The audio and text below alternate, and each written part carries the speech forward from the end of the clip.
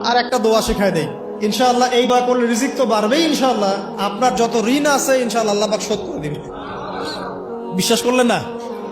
এই দোয়া শিখাই দিচ্ছি, এই জন্য আমাকে হাদিয়া দেওয়া দরকার, স্পেশালি আমাকে এখন হাদিয়া দেওয়া দরকার। এটা গুরুত্বপূর্ণ দোয়া শিখাই দিচ্ছি। আলী রাদিয়াল্লাহু আনহু বলেছেন, কোন ব্যক্তির যদি পাহাড়ের সমানও ঋণ থাকে, এই দোয়া যদি আমল করে আল্লাহ পাক ওই ঋণও শোধ করে দিবেন ইনশাআল্লাহ।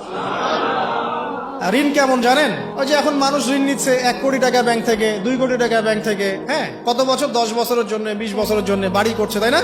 তার ধারণা এমন যে সে মারা গেলে তার ঋণটা কেউ না কেউ শোধ করে দিবেই দিবে, তাই তো? আর আল্লাহর রসুল কি বলছেন দেখেন, একজন মারা গেছেন, নবী সাল্লাল্লাহু আলাইহি ওয়াসাল্লামের সময় একজন মারা গেছেন।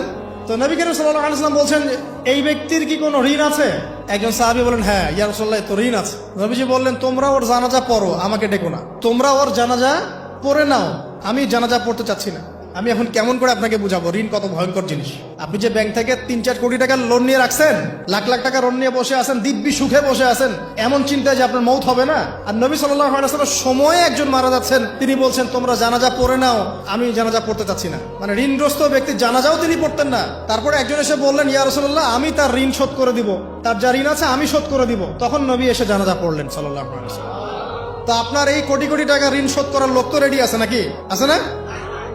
সমস্যা নেই, আপনার জানাজা পড়া হবে, আপনার মিলাদও হবে, আপনার একটা বড়সড় দোয়াও হবে ইনশাআল্লাহ। কিন্তু আল্লাহ পাক বলেছেন যে শহীদ, আল্লাহর পথে যুদ্ধ করে শহীদ হয়েছে, এই ব্যক্তির আত্মাও ঝুলে থাকে যতক্ষণ পর্যন্ত না তার ঋণটা শোধ করা হয়।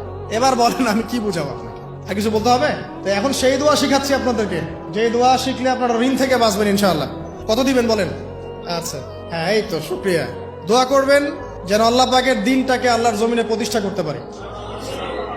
আমার সাথে বলেন, দোয়াটা হচ্ছে, আল্লাহুম্মা ইকফিনি বিহালালিকা আন হারামিকা ওয়া আগনিনি বিফদলিকা আম্মান সিওয়াকা।